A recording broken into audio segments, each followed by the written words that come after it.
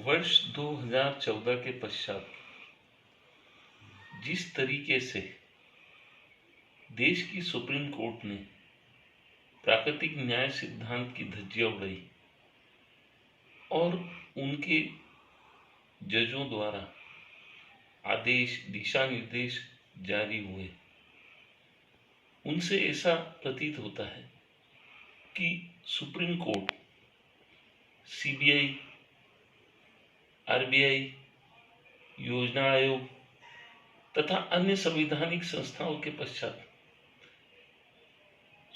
वह भी बर्बादी के कगार पर खड़ा होता जा रहा है। देश की सुप्रीम कोर्ट को बर्बादी के कगार पर खड़े करने वाले उनके जज स्वयं ही हैं। उन्होंने इस प्रक्रिया को खुद ने ही संचालित किया।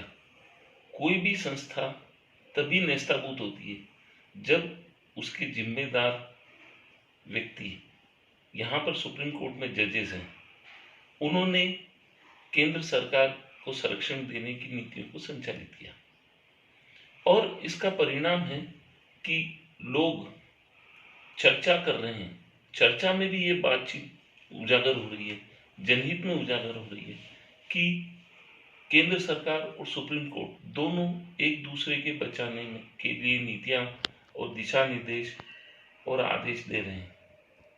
ऐसा क्यों? क्या देश का प्रथम नागरिक, महामहिम राष्ट्रपति इस प्रक्रिया पर चुप्पी क्यों साधे हुए? क्या वह चाहते हैं कि केंद्र सरकार की मंशा अनुसार सुप्रीम कोर्ट बंद हो जाए?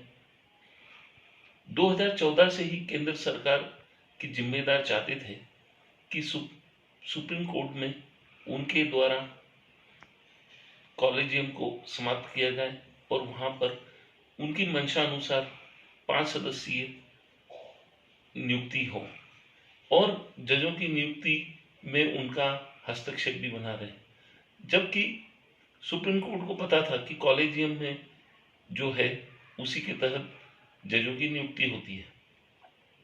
ये जो टकराव है केंद्र सरकार और सुप्रीम कोर्ट के जजों के बीच का, उन्होंने आपस में अब सलाह मशवरा कर निर्णय ले लिया कि आपस में न टकराएं और दोनों एक दूसरे के हित में काम करें। और उसी के परिणाम है कि आज देश के अंदर जितनी भी शिकायती लेटर, पिटीशन, याचिकाएं हैं, वो सब नजरअंदाज कर दी जा रही हैं। देखिए, 2016 में नोटबंदी हुई। नोटबंदी की प्रक्रिया में सुप्रीम कोर्ट में करीब करीब 100 याचिकाएं लगी।